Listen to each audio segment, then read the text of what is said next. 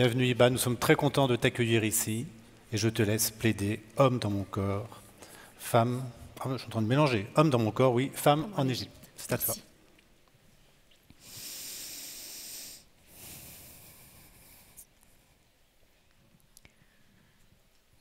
Je suis homme dans mon corps, dans mon esprit, dans le monde.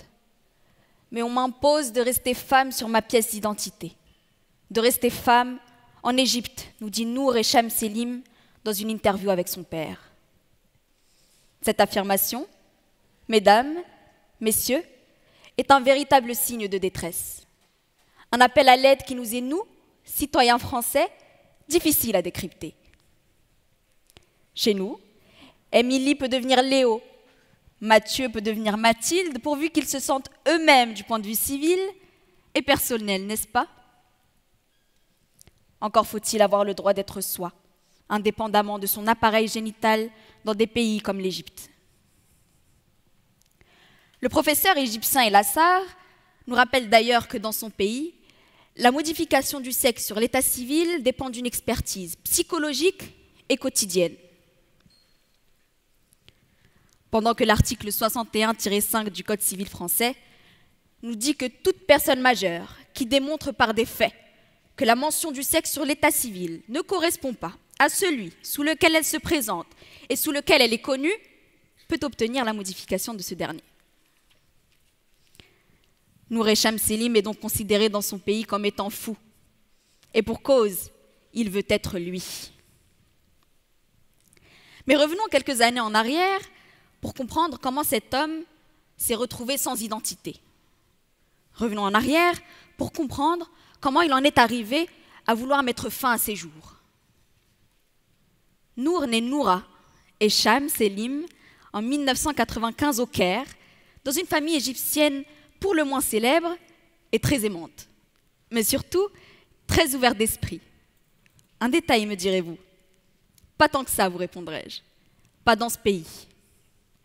Nour naît et grandit dans un corps qui, je cite, ne lui appartient pas jusqu'à ses 18 ans. À ses 18 ans, il avoue à son père qu'il est Nour et non Noura, qu'il est homme dans un corps de femme. Le déclic? Un long séjour à Londres, lors duquel ses amis anglais l'ont traité non pas comme un corps, mais comme une personne, comme l'homme qu'il se disait et se sentait être. Il fait sa transition physique avec le plein accord de sa mère, de son père, de sa famille dans son intégralité, mais en Angleterre. Parce que bien sûr, ce serait impossible à faire sur le territoire égyptien. Ce serait une atteinte aux mœurs, aux traditions, aux valeurs du pays. Arrivé à ce stade semblable à une victoire, semblable au bout du parcours de Nour, on pourrait penser que nous y sommes arrivés. Mais l'État entame déjà sa réponse. Comme nous le disons souvent, ce n'est que le calme avant la tempête. Nour fait savoir sa transition au grand jour par l'intermédiaire de ses réseaux sociaux. Son père fait de même dans une interview. « Ma fille est maintenant mon fils », disait-il. Arrive alors une vague de haine de la part de la société et du gouvernement. La demande de Nour pour avoir de nouveaux papiers d'identité est refusée. Il ne peut ni conduire, ni travailler, ni vivre normalement. Il le dit d'ailleurs. Il n'est ni Nour, ni Noura. Ne plus être personne, ne plus avoir d'identité, c'est ce à quoi sont condamnées les personnes transgenres dans ce pays pourtant si apprécié pour son cinéma, pour sa culture, pour ses paysages. Ôter l'humanité, ôter l'identité, c'est le traitement infligé par l'État égyptien. Ces humains, comme vous, comme moi, ont fait leur transition à l'étranger et en payent le prix dans leur propre pays.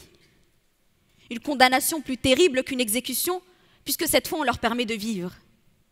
Seulement, ils deviennent invisibles. Dans ce pays, l'État a une place plus considérable que celle des parents. Mesdames, messieurs, ne vous souciez plus de l'avis ou de l'accord de vos parents sur votre vie, celui de l'État peut le remettre en question. D'ailleurs, votre avis sur votre propre personne n'a plus d'importance non plus. C'est l'État qui vous définit. Mais la loi numéro 2016-1547 du 18 novembre 2016 ne portait-elle pas sur la déjudiciarisation du changement de prénom? Je vous entends déjà me dire que l'on ne parle pas ici d'un cas français.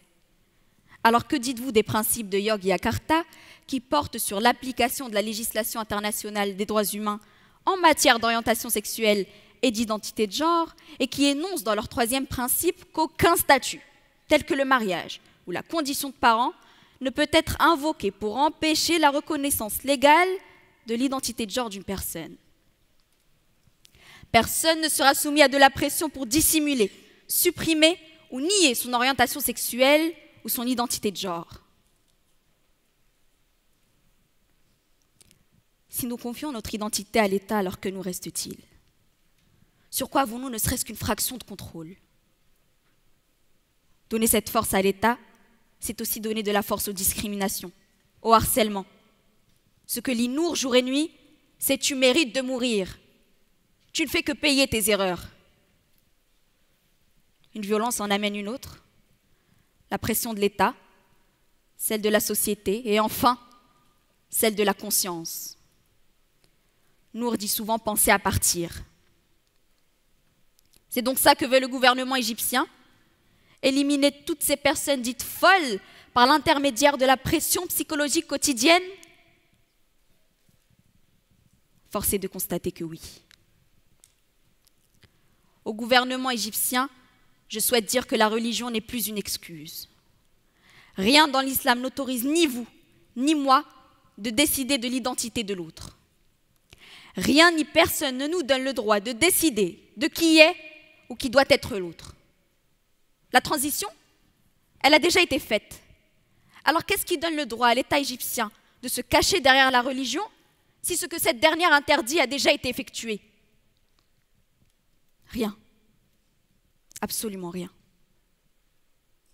La religion a certes une place considérable dans plusieurs pays, mais cela ne leur donne en aucun cas le droit de se cacher derrière cette dernière pour justifier les innombrables atteintes aux droits de l'homme, les innombrables atrocités qu'ils font subir. La Déclaration des droits de l'homme de 1948 disait pourtant « Tout individu a le droit à la vie ». Ces humains, sans identité, sans activité, ne vivent plus. Ils n'ont plus de vie. Y a-t-il plus grande atteinte à nos droits? Mais ce n'est malheureusement pas tout. Ce que subit la communauté LGBT dans ce pays, c'est les discriminations, les arrestations, les emprisonnements, la torture, comme c'était le cas pour Sarah Hegazi, qui a fini par se suicider. Cela me force à vous citer la Constitution égyptienne, qui dit dans ses articles 52 et 53 « La torture, sous toutes ses formes et aspects, est un crime imprescriptible. » Ou encore « La discrimination et l'incitation à la haine sont des délits punissables par la loi. » Mais alors, le gouvernement égyptien est-il au-dessus de sa constitution? Allons plus loin.